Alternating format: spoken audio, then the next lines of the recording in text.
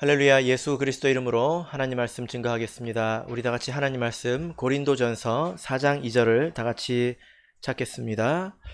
고린도전서 4장 2절 우리 다 같이 찾겠습니다.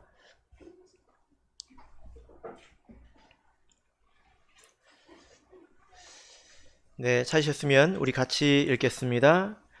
시작. 그리고 맡은 자들에게 구할 것은 충성이니라. 아멘. 네, 오늘 이 시간은 충성 최고의 덕목이라는 제목으로 7번째 성령의 열매에 관한 말씀을 전하겠습니다. 사람이 만나면 보통 처음에 무엇을 하지요? 네, 인사를 하지 않습니까? 여러분들께서는 오늘 만나실 때 인사하셨습니까? 네, 인사를 하는 것이 가장 기본적인 예의죠. 그래서 이런 말도 있습니다. 인사만 잘해도 먹고는 산다. 이런 말 혹시 들어보셨습니까? 예, 이것은 인사를 받고 싶어서 하는 이런 꼰대 정신 이런 것이 아닙니다. 예, 그래서 그런 게 아닙니다. 사람끼리는 서로 통해야 된다는 거죠. 그죠? 예, 그래서 누가 위든지 누가 아래든지 무론하고 먼저 인사를 하는 것이 하나님 보시기에 아름다운 모습 아닐까요? 자, 그런데 여러분, 군대에서도 인사를 합니다. 근데 군대에서는 조금 특별한 방식으로 인사를 하죠. 어떻게 합니까? 이렇게 격려를 합니다. 저도 육군 병장 출신이니까 격려를 많이 해봤겠죠. 그런데 그냥 손만 올리는 것이 아니라 뭐라고 말을 하죠. 뭐라고 말합니까? 충성이라고 합니다. 조금 다르기도 한데요. 대체적으로 충성이라고 합니다.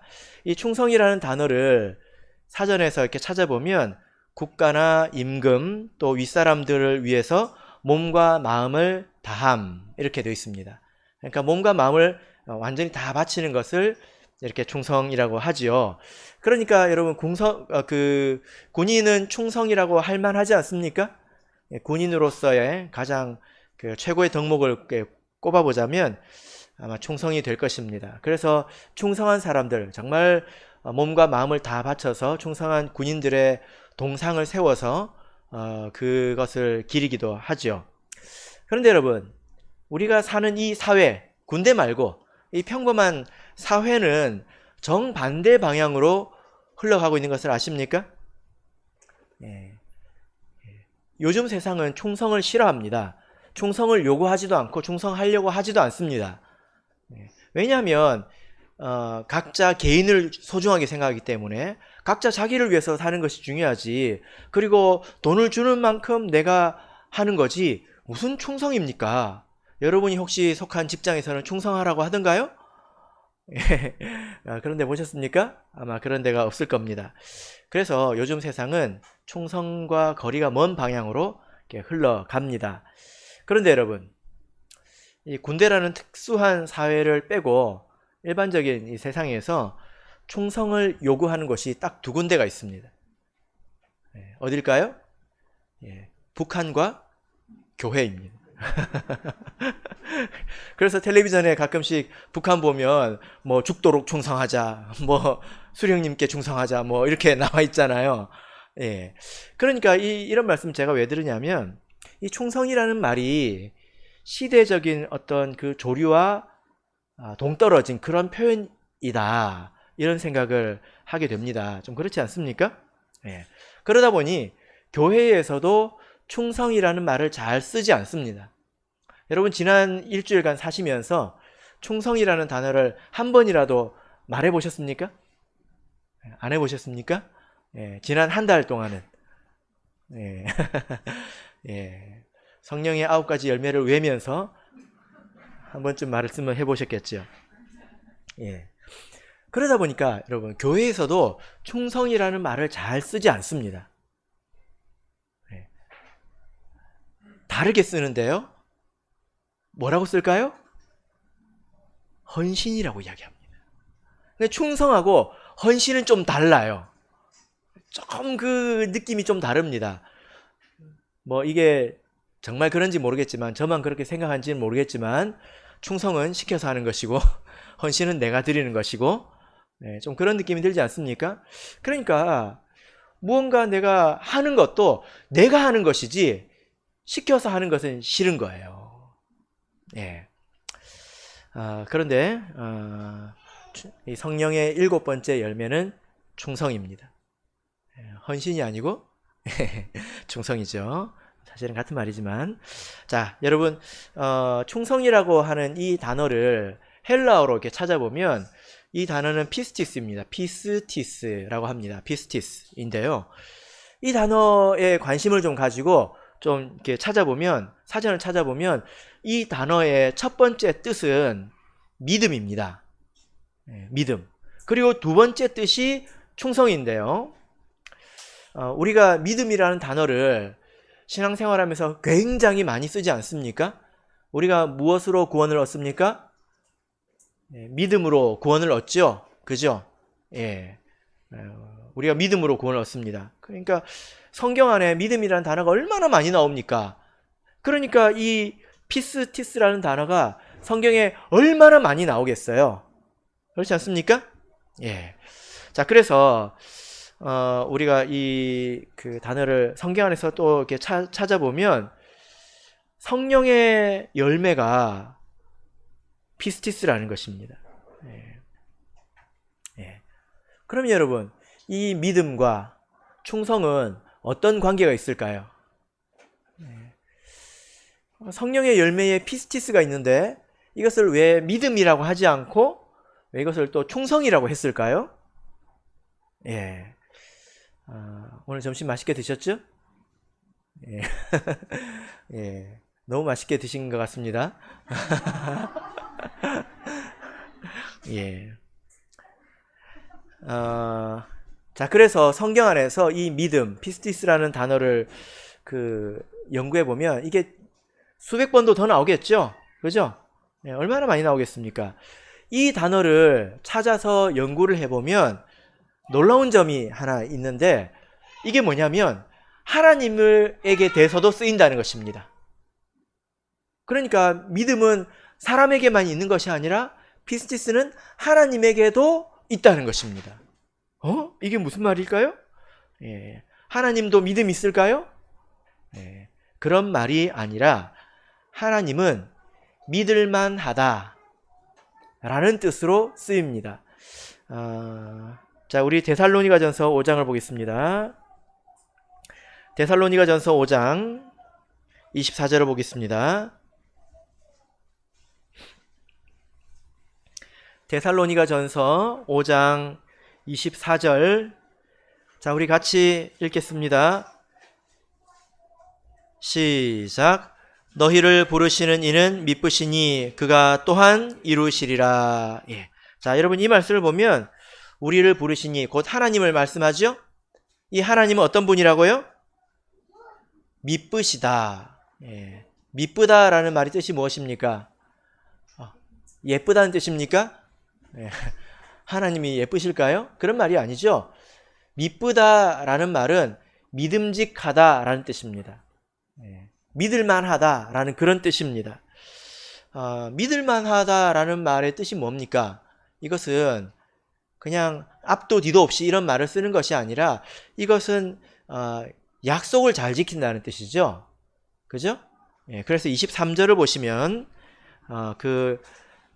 약속에 대해서 이야기하고 있는데요. 같이 한번 읽어볼까요? 시작. 평강의 하나님이 친히 너희로 온전히 거룩하게 하시고 또 너희 온 영과 혼과 몸이 우리 주 예수 그리스도 강림하실 때에 흠없게 보존되기를 원하노라. 예, 이런 축복의 메시지가 있는데 이것은 하나님께서 약속하신 거죠. 예, 이런 그 약속에 대해서 하나님은 반드시 지키신다는 것입니다. 예. 자, 그래서 여러분 우리가 믿는 하나님은 신실하신 분이지 않습니까? 예. 약속을 지킬 만한 분이지 않습니까? 예. 믿을 만한 분이죠? 예. 그럴 때 하나님을 향해서 피스티스라는 단어를 씁니다. 하나님은 믿을 만하다. 그래서 우리가 찬양을 하죠. 신실하신 하나님 이렇게 찬양을 하지 않습니까? 예, 무슨 생각을 하면서 찬양을 해야 될까요? 하나님께서 어떤 약속을 하셨는지 또 그것을 우리에게 어떻게 이루셨는지 그것을 생각하면서 하나님은 진짜 미쁘시다. 하나님은 약속하신 바를 반드시 지키신다. 그러니까 앞으로도 지키실 것이다. 라는 그런 믿음과 감동을 가지고 이렇게 찬양을 하는 것입니다. 자, 피스티스에는 믿음이란 뜻도 있지만 믿을만하다 이런 뜻도 있다는 거예요.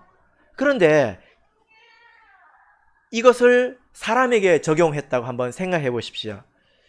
하나님께서 사람을 보실 때 믿을만하다고 여긴다는 것입니다.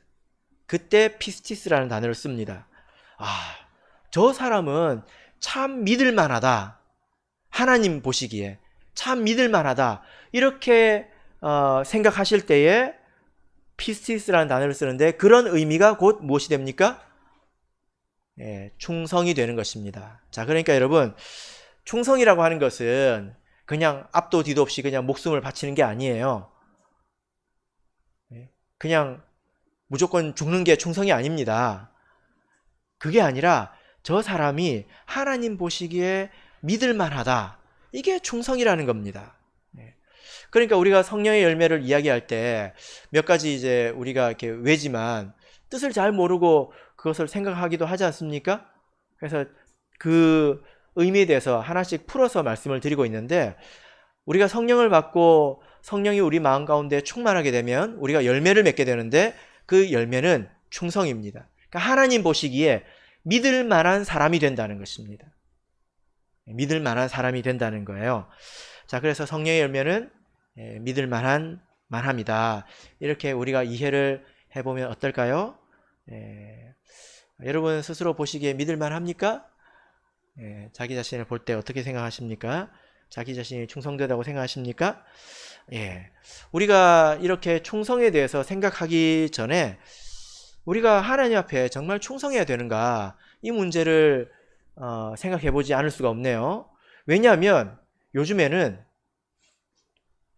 충성이라는 말을 들어보기 힘들기 때문입니다. 그래서 내가 하나님께 충성하겠다, 하나님을 위해서 살겠다, 이런 그 어떤 신앙 고백을 들어보기가 쉽지 않은 그런 시대가 된 것 같습니다. 그런데 여러분, 우리가 충성해야 될까요? 정말 충성해야 될까요? 자, 고린도전서 7장을 보겠습니다. 고린도전서 7장 23절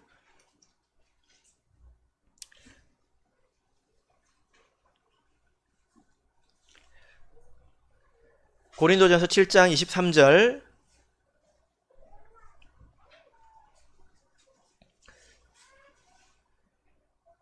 자, 우리 같이 읽겠습니다. 시작. 너희는 값으로 사신 것이니 사람들의 종이 되지 말라. 너희는 값으로 사신 것이다. 이것은 지금 노예를 말하고 있는데요. 여러분, 우리가 노예입니까? 그게 아니죠. 이것은 하나님께서 우리를 값을 주고 사셨다는 그런 말씀입니다. 그래서 우리가 사람의 종이 되지 말아야 합니다. 그 사람 가운데는 나라는 사람도 있겠죠? 그죠? 그래서 나라는 사람은 하나님께서 값으로 사셨기 때문에 나의 종이 되어서도 안 된다는 것입니다. 이 말씀의 뜻이 무엇입니까? 이것은 우리가 세례를 통해서 예수님께서 내 죄를 사해 주셨다는 것을 의미합니다.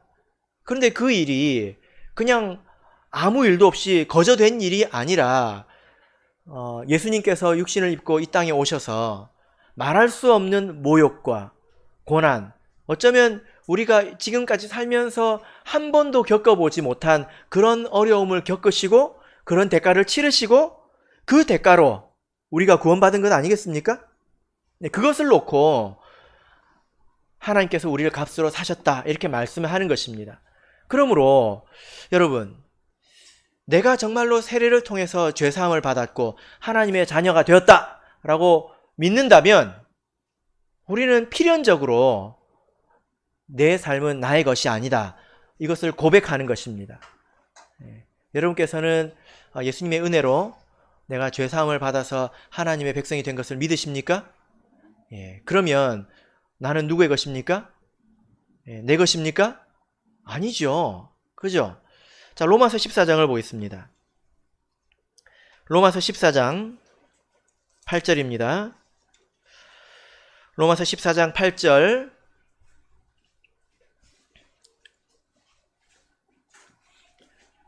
읽겠습니다. 로마서 14장 8절 읽겠습니다. 시작. 우리가 살아도 주를 위하여 살고 죽어도 주를 위하여 죽나니 그러므로 사나 죽으나 우리가 주의 것이로라. 예. 자, 여러분 여기 보면 황당한 이야기가 기록이 되어 있는데, 아니 바울 사도가 아니 하려면 자기만 할 것이지 왜 다른 사람까지 끌어들입니까? 예. 나는 살아도 주를 위하여 살고 죽어도 주를 위하여 죽나니 그러므로 사나 죽으나 나는 주의 것이로다. 이렇게 말해야지 왜 우리라고 하냐고요. 이제 몇몇이 모여 있는데 누가 힘든 일을 시킵니다. 근데 보니까 눈치를 보니까 별로 하기 싫어요. 근데 초은이가 손을 들고 우리가 할게요. 그럼 다른 사람들이 뭐라고 그랬습니까? 네가 하지 왜 우리라고 하냐? 이렇게 해도 됩니까? 이렇게 해도 됩니까? 예. 그럼 옆에 있는 사람들이 초은이를 핍박하겠죠. 그런데 바울 사도가 담대하게 우리가 라고 이야기하고 있습니다. 이렇게 말할 수 있습니까? 예. 자기 삶도 아닌데, 자기 인생도 아닌데 다른 사람의 인생에 대해서 우리 것이 아니다 이렇게 말할 수 있습니까? 예. 있습니다. 왜 그렇죠? 예. 우리가 다 같이 하나님의 은혜로 구원을 받은 사람이기 때문이죠. 그죠? 예. 그래서 우리가 서로의 인생에 참견도 좀 할 수 있습니다. 그죠? 그렇게 살면 안 돼요 라고 말할 수 있습니다. 왜 그렇습니까? 예, 우리이기 때문이죠. 예, 우리가 다 같이 하나님의 은혜로 살아났기 때문입니다. 여러분 그 아이들 동화책을 보면 은혜 갚은 까치라는 동화가 있습니다. 혹시 기억나십니까? 은혜 갚은 까치. 어떤 나그네가 길을 가고 있는데 까치가 막 울어요. 그래가지고 그쪽을 보니까 그 둥지 밑에서 황구렁이 큰 게 막 이제 나무를 칭칭 감고 이렇게 올라가고 있는 거예요. 그 속에 새끼들이 있는데 그 까치의 어미 그 이제 부모들이 그걸 보고 이제 난리가 난 겁니다. 근데 어떻게 할 수가 없는 거예요. 그래서 이 나그네가 어떻게 이제 화살을 쐈는지 그 황구렁이를 탁 이제 쥐었습니다. 그날 밤에 일이 생겼지요.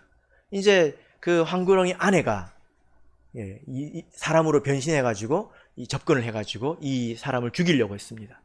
근데 그때 갑자기 밖에서 어떤 소리가 났습니까? 땡, 땡 하는 종소리가 났죠? 그랬더니 그 사람이, 그 황구렁이가 슥 하고 사라진 것입니다. 그래서 도대체 이게 무슨 일이냐, 내가 꿈을 꾼 거냐 하고 그 다음날 날이 밝아서 길을 나서 보니까 웬 큰 종이 있는데 그 밑에 뭐가 있는 거예요. 뭐가 있었을까요? 까치가 머리에 피를 흘리고 죽어 있는 거예요. 어저께 그 종소리가 이 까치들이 이렇게 울린 종소리구나. 그래서 은혜 갚은 까치입니다. 사람이 머리가 나쁘면 무슨 머리라고 합니까? 새머리라고 하잖아요. 새머리. 그죠? 그런데 한낱 이 미물 중에 미물인 이 새들도 은혜를 갚는다는 것입니다. 사람으로 태어나가지고 은혜를 받았다고 믿으면서 은혜를 갚을 생각을 안 하면 뭐보다 못하다는 것입니까? 하나님 안 믿는 사람도 은혜는 갚아야 된다고 생각합니다. 그죠? 그래서 이 사자성어에도 결초보은이라는 말이 있잖아요. 뭐라도 해서 풀이라도 엮어서 은혜를 갚는다는 것 아닙니까?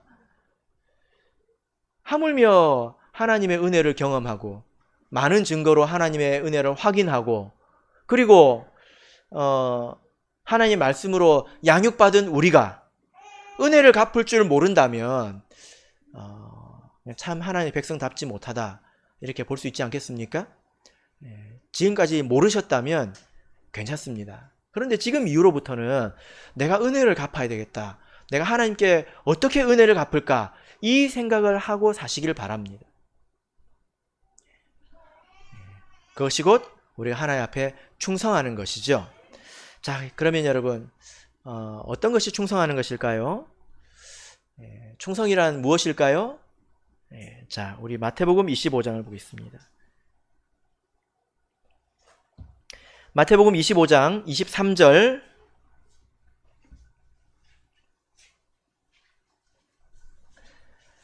마태복음 25장 23절.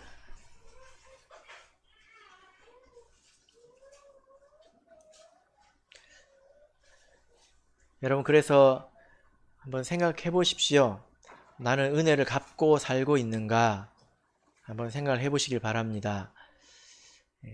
자, 마태복음 25장 23절 읽겠습니다. 시작. 그 주인이 이르되 잘하였도다 착하고 충성된 종아, 내가 작은 일에 충성하였음에 내가 많은 것으로 내게 맡기리니 내 주인의 즐거움에 참여할지어다 하고. 자, 여러분, 여기 보니까 예수님께서 야, 참 충성되다 하고 칭찬한 그런 이야기가 나오는데, 이 이야기를 우리가 이렇게 잘 생각해 보면 충성이라는 것은 이런 것이구나. 이것을 우리가 알 수 있습니다. 이것은 달란트의 비유 가운데서 등장하는 이야기이죠. 자, 비유의 내용을 보겠습니다. 14절부터 15절을 같이 한번 읽어볼까요? 14절 15절 시작. 또 어떤 사람이 타국에 갈새 그 종들을 불러 자기 소유를 맡김과 같으니 각각 그 재능대로 하나에게는 금 5달란트를, 하나에게는 2달란트를, 하나에게는 1달란트를 주고 떠났더니. 여기 보니까요, 어떤 주인이 자기 그 소유를, 자기의 재산을 그 종들의 재능대로 맡기고 떠난 이야기가 나옵니다. 자, 그러니까 이 주인이 지금 눈앞에 있습니까? 없습니까? 없죠? 지금 주인이 맡기고 지금 사라지지 않았습니까? 사라졌습니다. 그때 종들이 어떻게 했을까요?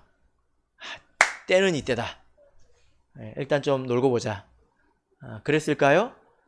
자, 충성됨이 무엇인가? 자, 16절 읽겠습니다. 시작. 5달란트 받은 자는 바로 가서 그것으로 장사하여 또 5달란트를 남기고. 자, 여러분, 이 충성되다고 인정받은 종들은 어떻게 했습니까? 바로 갔죠. 주인이 없잖아요.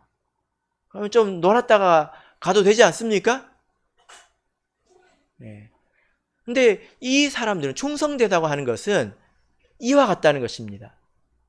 보이지 않는 곳에서 이들의 행위가 한결같았다라는 것입니다.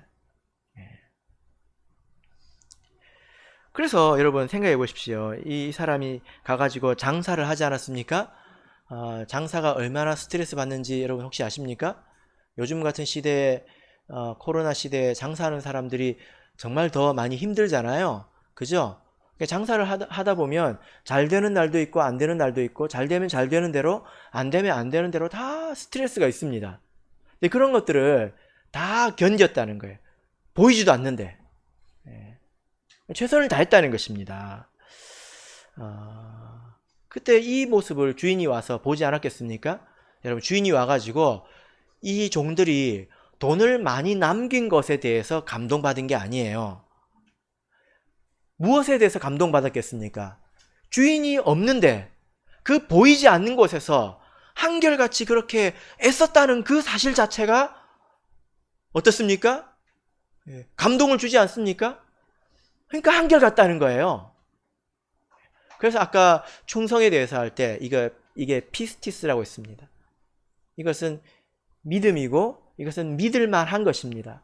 보이지 않는 곳에서도 한결같이 그렇게 했다면 그 사람이야말로 참으로 믿을 만한 사람이죠.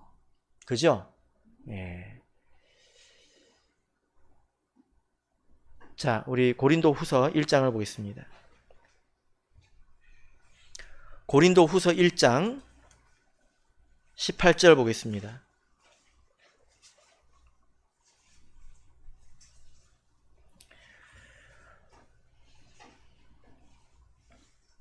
고린도후서 1장 18절. 자, 같이 읽겠습니다. 시작. 하나님은 미쁘시니라. 우리가 너희에게 한 말은 예하고 아니라 함이 없노라. 예. 우리 하나님은 미쁘시죠. 그래서 하나님을 믿는 이 성도들도 예하고 아니라 함이 없어야 합니다. 이게 무슨 말일까요? 예. 앞에서 예 해놓고 뒤에 가서 아닌데 하는 일이 없어야 된다는 거예요.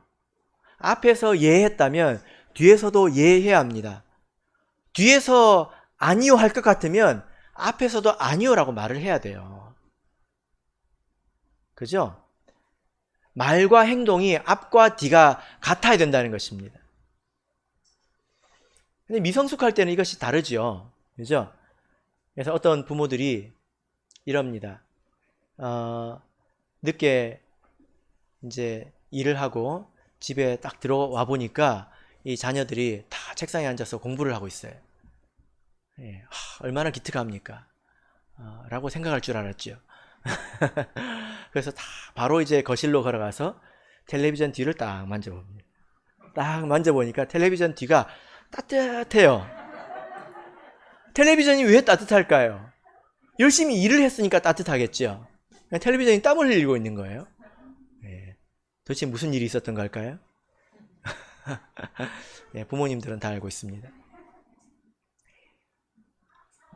그러니까 사람이 미성숙할 때는 앞과 귀가 다릅니다. 그죠? 그래서 눈속임을 하려고 하죠. 예. 근데 신앙 안에도 이런 일들이 있어요. 가끔 어떤 경우가 있냐면 제가 이제 교육부에서 일을 하면서 총에서 여러 가지 행사를 많이 하지 않습니까? 대학부 영은회를 가보면 눈에 띄는 그 청년들이 있습니다. 그래서 정말 열심히 해요. 그래서 이제 그 제가 이 작은 눈으로 유심히 관찰을 합니다. 야, 참 훌륭하다. 이렇게 그 이제 기뻐하죠. 그래서 제가 뭐 이곳저곳에 부임해가지고 가서 보면 자기 교회에서는 그러지 않아요. 네. 거기서는 그렇게 이 손발 다 걷어붙이고 그렇게 했던 사람이 교회 오니까 안 그래요. 왜 그럴까요? 이게 앞과 뒤가 다른 것입니다. 예. 믿을만 하지 못한 거죠. 그죠? 예. 왜 그럴까요? 예. 이미 교회에서는 미천이 드러났거든요. 그런데 교회에서는 열심히 성경 읽고 기도하고 또 믿음의 말을 하면서 집에 가면 딱 앉아서 텔레비전부터 켜고 예? 말씀도 안 읽고 기도도 안 하고 그것도 좀 다른 것 아니겠습니까? 예. 그래서 하나님의 백성은 모든 면에서 앞과 뒤가 같아야 된다는 거예요. 이것이 성숙입니다. 주인이 있을 때나 주인이 없을 때나 한결 같아야 된다는 거예요. 그죠? 예. 우리가 얼마나 잘하냐 얼마나 못하냐는 사실 그렇게 중요하지 않습니다. 이만큼 잘했던 사람이 나중에 뒷모습 보니까 반대 모습을 본다면 그 사람은 요만큼도 믿을 수가 없습니다. 크면 클수록 더 믿을 수 없는 사람이죠. 그죠? 예. 이만큼을 하더라도 앞에서도 이만큼 뒤에서도 이만큼을 해야지 이만큼 믿을 수 있는 사람이지 않습니까? 예. 그래서 충성되다고 하는 것은 기본적으로 하나님 앞에서 한결같은 것을 의미합니다. 여러분 그래서 한결같이 되시기를 바랍니다. 네. 이제 우리가 이 한결같은 그 모습으로 하나님께 충성을 해야 되는데 여러분 우리가 어디에서부터 충성을 시작해야 될까요? 예, 충성에도 시작과 끝이 있습니다. 충성에도 작은 것이 있고 큰 것이 있습니다. 자, 누가복음 16장을 보겠습니다. 누가복음 16장 누가복음 16장 10절 같이 보겠습니다.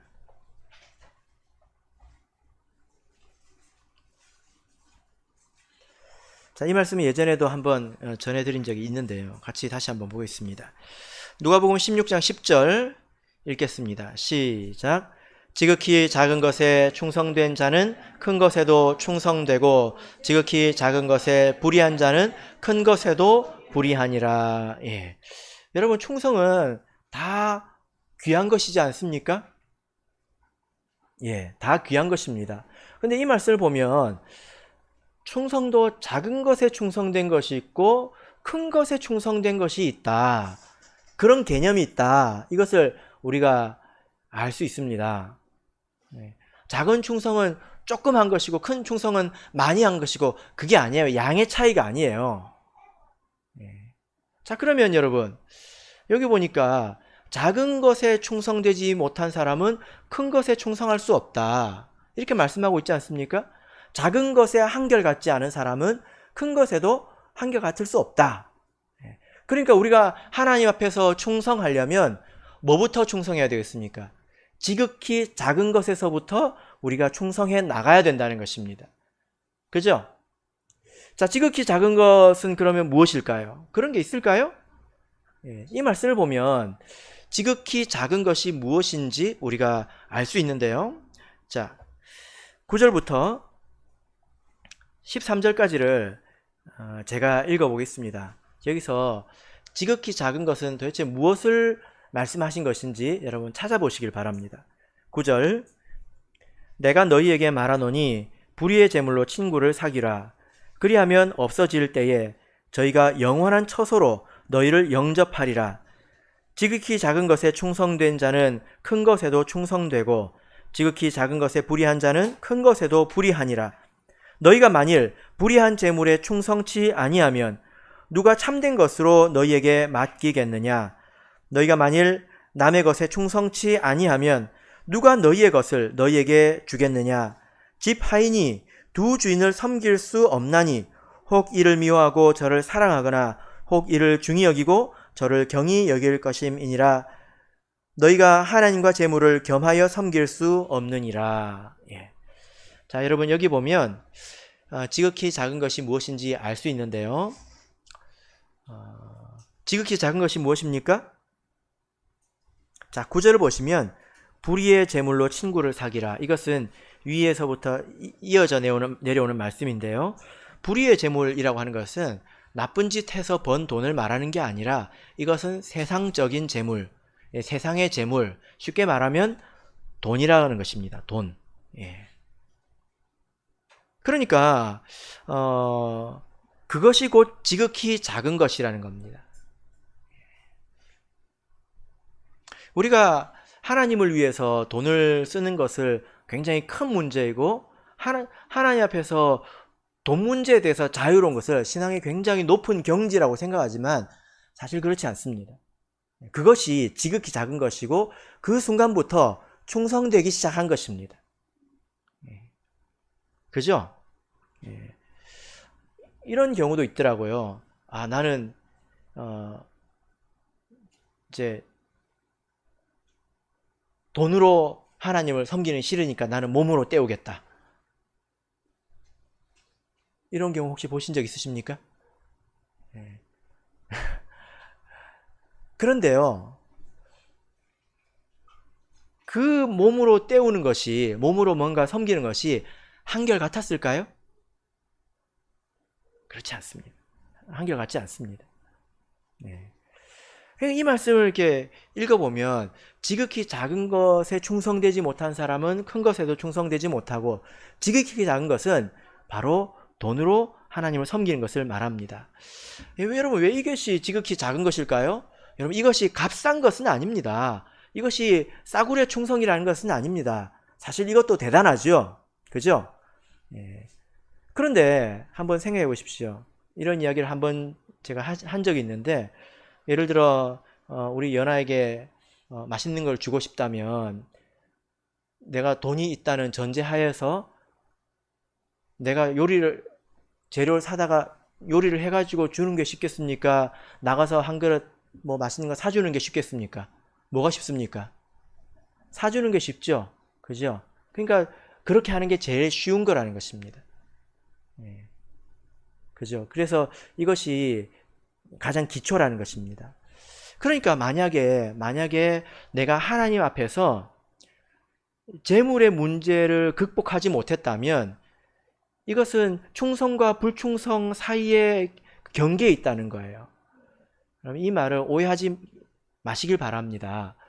하나님께서 없는 돈을 쓰라고 절대로 이야기하지 않아요. 하나님께서 과부의 두렙돈을 어떻게 생각하셨는지 여러분 잘 생각해 보시기 바랍니다.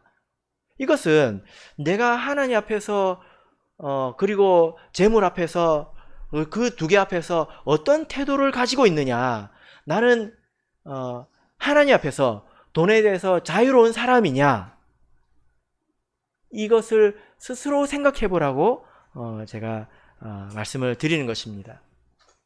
여러분, 우리 참예수교회는 아주 유명한 교회입니다. 모든 사람이 인정하는 아주 유명한 교회입니다. 뭘로 유명한지 아십니까? 헌금 강요하지 않기로 유명한 교회입니다. 예, 여러분들이 맨날 여기 안에 있으니까 그런 거 잘 모르시죠? 예, 어떤 교회는요, 집사 500만원, 장로 1,500만원 광고에 내고 밑에다가 뭐까지 붙였냐면 대출 받는 전화번호까지 넣어놨어요. 못 믿으시는 것 같은데요.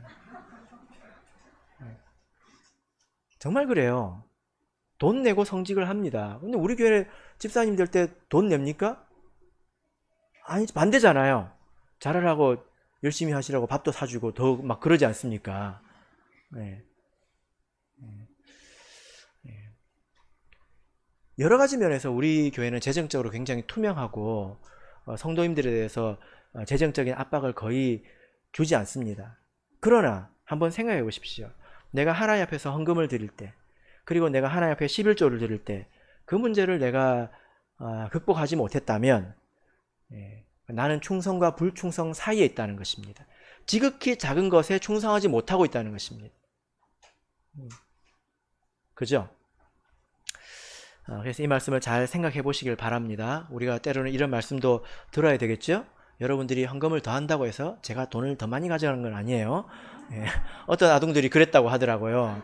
어떤 아동이 이제 아동부 예배 때 헌금을 딱 돌아서 이렇게 나와서 하잖아요.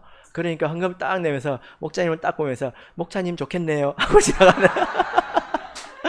목사님 좋겠네요. 네. 그래서 이 말씀을 한번 잘 생각해 보십시오. 근데 내가 만약에 하나님에 대해서 재물의 자유를 느낀다면 이제 어느 선에 올라선 것입니다. 그래서 믿음이 있다는 거예요. 많고 적으면 문제가 아닙니다. 내 마음속에 자유가 있느냐, 이게 중요한 거죠. 자, 그런데 여러분, 우리가 지극히 작은 것에만 충성하고 할 일 다 했다, 이렇게 할 수는 없지 않습니까? 그죠? 예. 우리는 큰 것에도 충성해야 되지 않겠습니까? 자, 그러면 이제 우리가 큰 것을 우리가 한번 살펴보겠습니다. 무엇이 큰 것일까요? 여러분, 돈을 조금 내는 건 조금 내는 거고, 돈을 많이 내는 건 큰 것이고, 그렇습니까?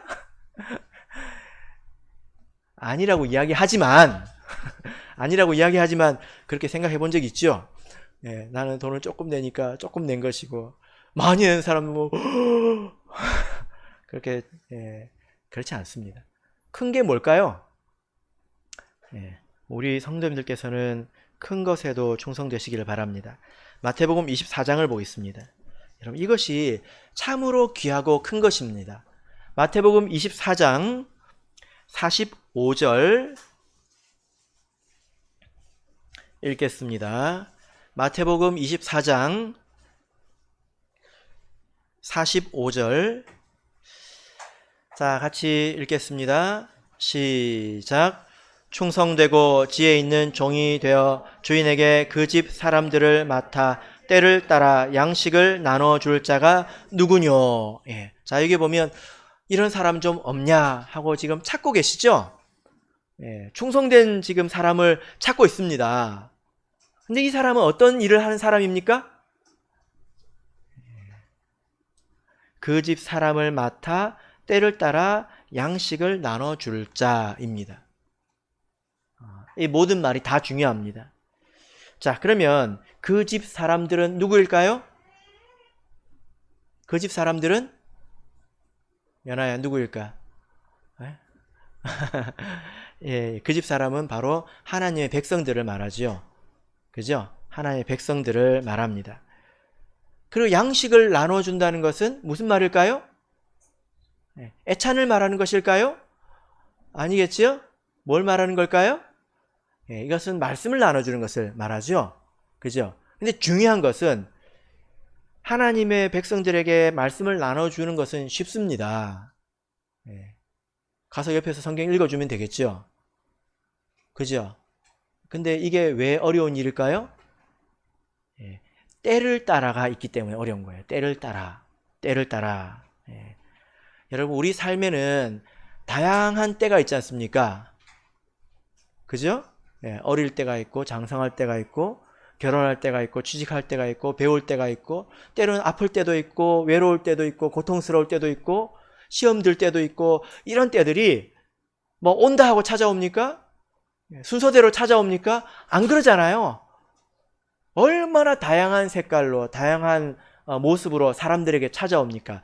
그 때에 맞게, 그에 맞는 양식을 주는 사람을 말합니다. 바로 이런 사람이 참으로 충성되고 이것이 큰일이고 예수님께서 찾으시는 사람이지요. 여러분, 이런 일들을 누구에게 맡기셨을까요? 자, 요한복음 21장을 보겠습니다. 요한복음 21장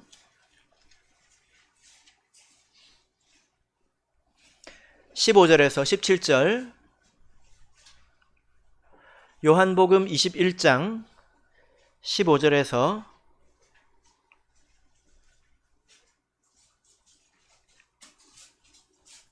17절 같이 읽겠습니다. 시작. 저희가 조반 먹은 후에 예수께서 시몬 베드로에게 이르시되 요한의 아들 시몬아, 내가 이 사람들보다 나를 더 사랑하느냐 하시니 가로되 주여 그러하외다. 내가 주를 사랑하는 줄 주께서 아시나이다. 가라사대 내 어린 양을 먹이라 하시고 또 두 번째 가라사대 요한의 아들 시몬아, 내가 나를 사랑하느냐 하시니 가로되 주여 그러하외다. 내가 주를 사랑하는 줄 주께서 아시나이다. 가라사대 내 양을 치라 하시고 세 번째 가라사대 요한의 아들 시몬아, 내가 나를 사랑하느냐 하시니 주께서 세 번째 내가 나를 사랑하느냐 하심으로 베드로가 근심하여 가로되 주여 모든 것을 아시오매 내가 주를 사랑하는 줄을 주께서 아시나이다. 예수께서 내 양을 먹이라. 예. 여러분, 예수님께서 승천하실 때에 이 예수님을 사랑하는 이 제자에게 부탁하신 일입니다. 어린 양을 먹이라, 내 양을 치라, 내 양을 먹이라. 이게 다 다른 말이거든요. 양도 다 같지 않다는 겁니다. 어린 양이 있고 그냥 양이 있어요. 그리고 먹이는 것과 치는 것이 있습니다. 이것은 각 그 대상이 다르다는 것이고요. 그리고 일반적으로 먹이를 주는 일이 있지만 또한 특별한 지도와 보살핌이 필요하기도 하다는 것입니다. 그런 일을 누가 합니까? 예수님을 사랑하는 그 제자에게 예수님께서 부탁하신 일 아닙니까?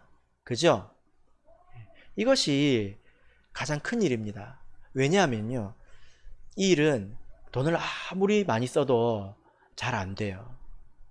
이 일을 하려면 내가 스스로 헌신을 해야 합니다. 어디에 헌신을 해야 될까요? 먼저 말씀을 배우는데 내가 헌신을 해야 합니다. 내가 사람들에게 필요한 것을 주려면 내가 말씀을 잘 알아야 되지 않겠습니까? 그래서 구약에는 어떤 말씀이 있는지, 신약에는 어떤 말씀이 있는지 그것을 잘 알아야 내가 이것을 필요할 때 꺼내서 줄 수 있을 텐데 말씀을 아는 게 이렇게 쉽냔 말이에요. 이것도 아주 열심히 노력을 해야 합니다. 그래서 성경을 읽는 것도 때로는 일처럼 해야 돼요. 충성하는 마음으로 성경을 읽어야 돼요. 이게 나를 채울 뿐만이 아니라 내가 다른 사람을 채울 수 있기 때문에 내가 어떻게 다른 사람을 먹입니까? 내가 아는 게 있어야죠. 네. 그러려면 내가 말씀을 먼저 배워야 되겠다. 이런 책임감을 가지고 일하듯이 의관을 정제하고 집에 딱 앉아가지고 일하듯이 읽고 배우고 해야 된다는 거예요. 거기에 헌신을 해야 된다는 것입니다. 성경만 알면 됩니까? 아니죠. 옆에 있는 우리 성도들이 어떤 생각을 하고 사는지, 어떤 고민을 하고 사는지 그 사람이 와서 미리 이야기를 안 해주잖아요. 이야기 해줍니까? 잘 안 해주거든요. 그러면 내가 미리 살펴야 되잖아요. 그죠? 관심을 가지고 미리 대화도 해보고, 또 그 사람의 어떤 형편을 생각했을 때 미리 예상도 해보고, 관심을 많이 가져야 된다는 것입니다. 이게 참 어렵습니다. 왜냐하면은 예수님께서 내 양을 먹이라고 했지 않습니까? 내 양을 먹이라. 양이 어떤 동물입니까? 성경에 보면 우리는 다 양 같아서 이렇게 말을 하죠. 양 같은 연아 여기 있는데, 양 같은 새언이 이게 귀엽다는 뜻이죠? 우리는 다 양 같아서 다 귀엽다는 뜻입니까? 하나님 보시기에? 그게 아니라 우리는 다 양 같아서 그 다음에 뭐가 나옵니까? 그릇 행하여 각기 제 길로 갔거늘. 양이 말을 안 들어요. 근데 이게 얼마나 어렵습니까? 같은 사람이지 않습니까? 나도 사람이고 너도 사람이고, 그죠? 그런데 내가 사람이 사람으로서 권면하고 믿음으로 인도하기가 얼마나 어렵겠습니까? 한번 생각을 해보시길 바랍니다. 그래서요, 옛날에 이런 말도 있습니다. 선생 똥은 개도 안 먹는다. 그 똥개의 기준이 뭡니까? 그걸 먹느냐 못 먹느냐가 그 기준이지 않습니까? 근데 개들도 안 쳐다보는 똥이 있다는 거예요. 왜 그럴까요? 사람을 다스리는 것이 그렇게 속이 상하는 일이라는 것입니다. 여러분들이 다 사람이잖아요. 여러분들이 여기까지 온 거는 누구 속이 지금 상했다는 거예요. 그래요, 안 그래요? 그죠? 그러니까 말씀도 잘 알아야 되지요. 사람에 대해서 관심을 가지고 그 사람을 내가 바르게 인도해주고 좋은 마음을 가지고 도와주고 권면해주면 잘 들으면 좋을 텐데, 듣습니까? 안 듣잖아요? 그럼 더 힘을 써야죠. 그런 일을 반복해서 하는 것입니다. 이 일을 하는 것이 바로 큰 일입니다. 신앙생활 하면서 성경도 모르고 다른 사람에 대해서 관심도 없고 진원인지 진명인지 구분도 못하고 제가 오늘 아주 실수를 했는데 관심이 있는데 오늘은 제가 실수를 했습니다. 여러분들도 한번 생각해 보세요. 내가 충성된 사람이가 나 은혜 받았잖아요. 그러면 충성해야 될 것 아닙니까? 지극히 작은 게 뭡니까? 하나님을 위해서 돈을 쓰는 것이 자유스럽다는 것입니다. 없는 돈 쓰라는 게 절대 아닙니다. 빚내서 그런 짓 하지 마세요. 그런 건 절대 아닙니다. 자기 욕심을 위해서는 팡팡 쓰면서 자유를 막 느끼잖아요. 기쁨을 막 느끼면서 이 택배는 언제 오나, 추석 때 많이 밀린다던데, 그러면서 하나님을 향해서는 인색하고 혹시 그러지 않느냐, 내가 해야 될 도리도 하지 못하는 것 아니냐, 그러면 지극히 작은 것도 못한 것입니다. 근데 그런 점에서 내가 넘어섰다면 그 사람은 큰 것을 사모해야 합니다. 그게 뭡니까? 말씀을 사모해서 성도를 섬기고 또 그를 바른 길로 인도하는 것, 이것은 힘이 많이 드는 일입니다. 마태복음 24장 46절을 우리 마지막으로 찾겠습니다. 아까 읽었던 9절 다음 말씀인데요. 마태복음 24장 46절,